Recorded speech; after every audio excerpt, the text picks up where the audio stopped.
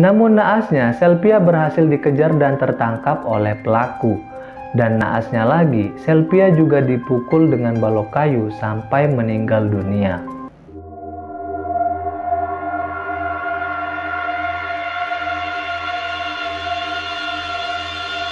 Assalamualaikum warahmatullahi wabarakatuh. Selamat datang kembali di channel Alan Suhandi 12 dan terima kasih sudah berkunjung ke video ini guys. Bagaimana kabar kalian sobat? Semoga kita selalu dalam lindungan Allah Subhanahu wa taala. Kali ini saya akan menceritakan sebuah kisah kasus pembunuhan yang dilakukan oleh seorang perempuan mantan anggota Bayangkari. Nah, perempuan ini adalah otak dari dalam pembunuhan teman dekatnya sendiri, sekaligus anak dari temannya tersebut guys. Nah, apa sih motif perempuan ini sampai tega melakukan aksi keji tersebut? Namun sebelum itu, jangan lupa teman-teman, klik subscribe dan tekan notifikasi lonceng supaya teman-teman tidak ketinggalan video-video menarik, kisah-kisah menarik dari saya. Oke guys, nggak usah basa-basi, mari kita bahas-bahas. Ini dia, check this out. Ponia berusia 39 tahun adalah seorang ibu rumah tangga yang tinggal di Jalan Gunung Gendang, Kelurahan Basemasarasan, Kecamatan Pagar Alam Selatan. Dia mempunyai seorang anak perempuan yang bernama Selvia, yang pada saat itu masih berusia 13 tahun. Namun, siapa yang menyangka dia dan anaknya harus meregang nyawa di tangan teman dekatnya sendiri, yaitu Tika Herli yang berusia 31 tahun. Tika Herli sendiri adalah warga Perumnas Nendagung, Kecamatan Pagar Alam Selatan. Dia adalah mantan anggota Bayangkari pada saat ia masih berstatus sebagai istri seorang polisi yang bertugas di Polres Pagar Alam. Namun entah bagaimana kejadiannya dan apa penyebabnya, Tika dan suaminya kemudian bercerai, sehingga membuatnya menyandang status sebagai seorang janda. Ponia dan Tika sudah saling mengenal cukup lama. Ya, bisa dibilang mereka berdua ini adalah teman dekat guys. Selain itu, mereka berdua juga sering menghadiri acara arisan bersama teman-temannya. Dikarenakan sudah berteman cukup lama, membuat Tika sedikit tidak mengetahui beberapa hal mengenai Ponia.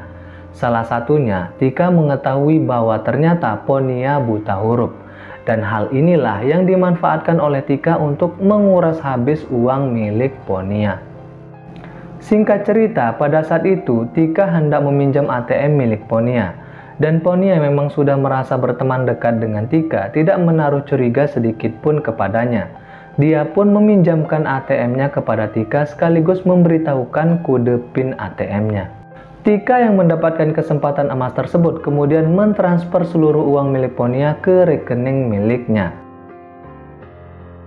Awalnya Ponia tidak mengetahui bahwa uang di ATM-nya sudah habis. Hingga pada suatu hari saat ia hendak menarik uang di ATM-nya, betapa terkejutnya Ponia mengetahui bahwa ternyata uang di ATM-nya sudah habis. Dia pun berpikir dan tersadar bahwa orang yang terakhir kali meminjam ATM-nya adalah Tika. Dan setelah menyadari hal tersebut, Ponia kemudian mendatangi Tika dan meminta penjelasan sekaligus meminta supaya semua uangnya dikembalikan. Namun dikarenakan uang Ponia yang sudah habis oleh Tika habis digunakan untuk kesehariannya, membuat Tika merasa terdesak dan marah pada saat ditagih oleh Ponia. Dan sejak saat itulah hubungan mereka berdua menjadi renggang. Dan sejak saat itu pula, Ponia selalu menagih uang miliknya setiap kali bertemu dengan Tika. Puncaknya, pada saat menghadiri acara arisan dengan teman-temannya, Ponia sempat menyindir Tika dengan mengatakan bahwa dia mempunyai seorang teman yang masih berhutang kepadanya, sehingga membuat Tika merasa tersinggung dan malu di hadapan teman-temannya. Merasa marah dikarenakan ditagih terus-menerus oleh Ponia. Selain itu, dia juga sempat dipermalukan di hadapan teman-temannya, membuat Tika merencanakan aksi pembunuhan terhadap Ponia. Dia kemudian menyewa dua eksekutor, yaitu Riko Apriyadi yang pada saat itu masih berusia 20 tahun asal Muara Pinang, dan Jeffrey Iltusyaputra berusia 17 tahun asal Palembang. Mereka berdua masih ada hubungan keluarga dengan Tika. Tika memberikan imbalan 5 juta kepada Riko dan Jeffrey, dan dijanjikan akan diberangkatkan ke luar negeri sebagai TKI jika bersedia membantunya menghabisi nyawa Ponia.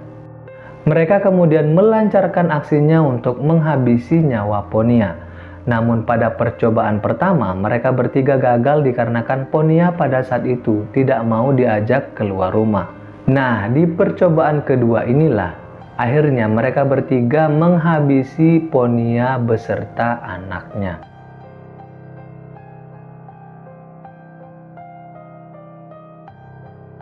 Pada tanggal 17 Desember 2018, Tika dan dua eksekutornya menyewa sebuah mobil dan menjemput Ponia di rumahnya yang pada saat itu baru pulang menjemput anaknya Selvia dari sekolah SLTP.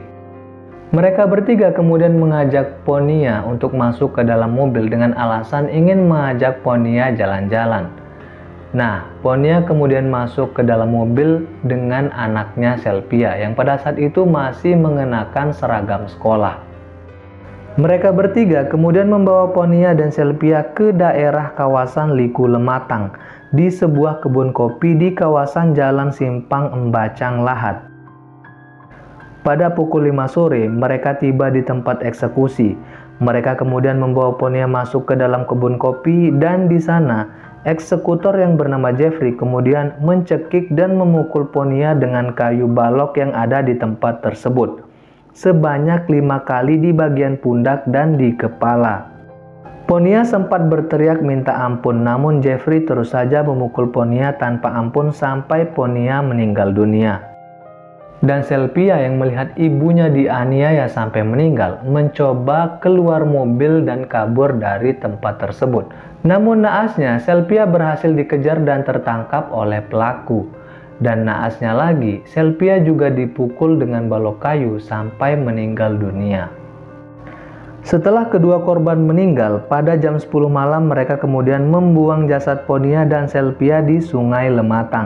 Dan setelah membuang mayat Ponia dan Selvia, mereka bertiga kemudian menuju rumah Sotang temannya di Lahat untuk mencuci bekas darah Ponia dan Selvia yang masih menempel di bagasi mobil. Dan setelah 3 hari di Palembang, Tika dan kedua eksekutornya kemudian terbang ke Jakarta. Ya, terbang maksudnya menggunakan pesawat terbang ya guys, yang ngerti lah maksud saya.